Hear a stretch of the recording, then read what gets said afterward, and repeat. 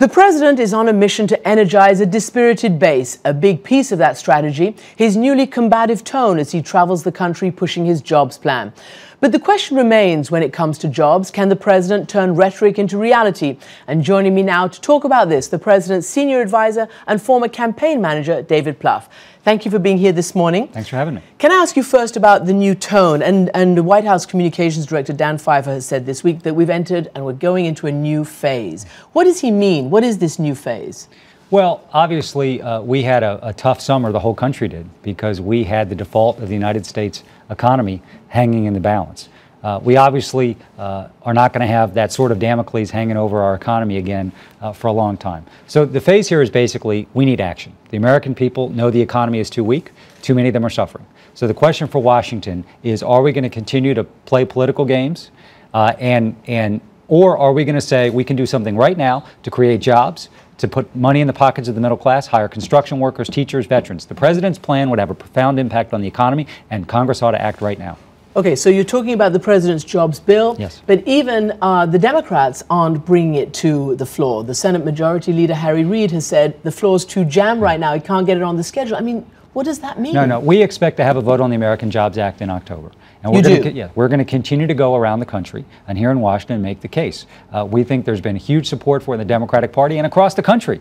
Is October late? No, it's not late. Most economists have looked at this and said it would have a profound impact on the unemployment rate, on our growth, on job creation. It's the right thing to do. And again, the question is, if we don't act, do these members of Congress really want to go home at the end of the year and say, you know, I couldn't be bothered to help the economy? But a lot of Democrats on Capitol Hill are actually talking negatively about parts of it. If the whole bill came up now as a whole, whether it's today or in October, do you think it would pass the Democratic-controlled Senate? Well, first of all, the vast majority of comments from Democrats, and again, from economists, from the American people, has been enormously positive. I think it's got a very good chance. This has tax cuts for every small business and every worker, rehiring teachers, modernizing our schools, helping rebuild our infrastructure, all things that can help the economy in the short term and are important for our long-term economic future. And they traditionally have had bipartisan support.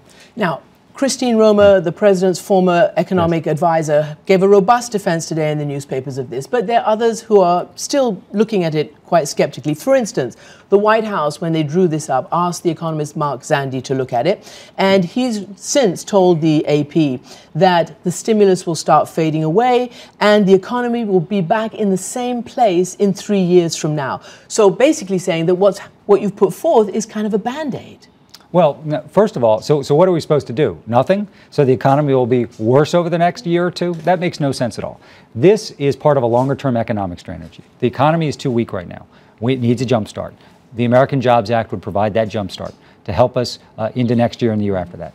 We have to get our fiscal house in order, and we have to really focus on the things we know are going to make a difference: education, innovation, investment. So this American Jobs Act, yes, it can help in the short term, but it's part of making sure we come out of this.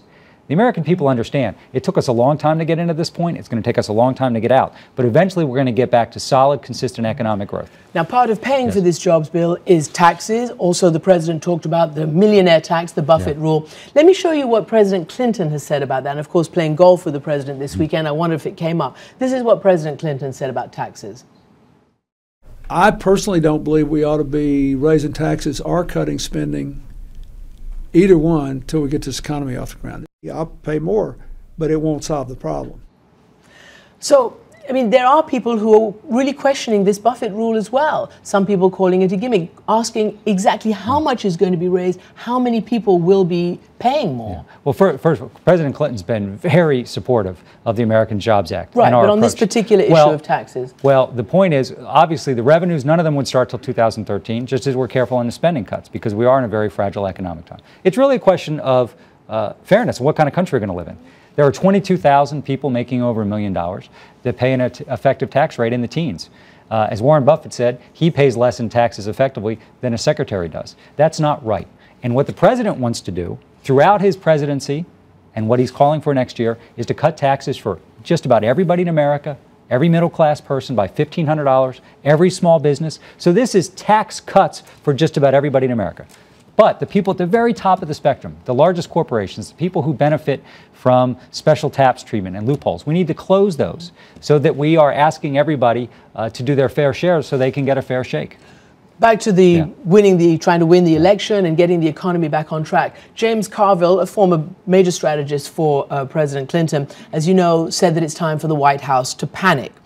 Last year, you memorably called people who were saying those kind of things bedwetters.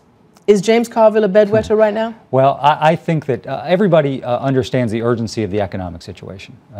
And so our focus is on what Congress ought to do is act in a little bit more panicked fashion, because people need action right now in the economy. And that's what our focus on. The president's got a terrific short-term plan to help the economy, the American Jobs Act. It's part of his longer-term economic strategy. And that's what our focus is going to be on, is as the president said in his speech to Congress a few weeks ago, there's 14 months till the next election. The American people don't have 14 months to wait. So while there's going to be some big debates in that election that will be settled by the election, we have to act right now. David Plouffe, thank you very much indeed for joining us. Thank you, Christian.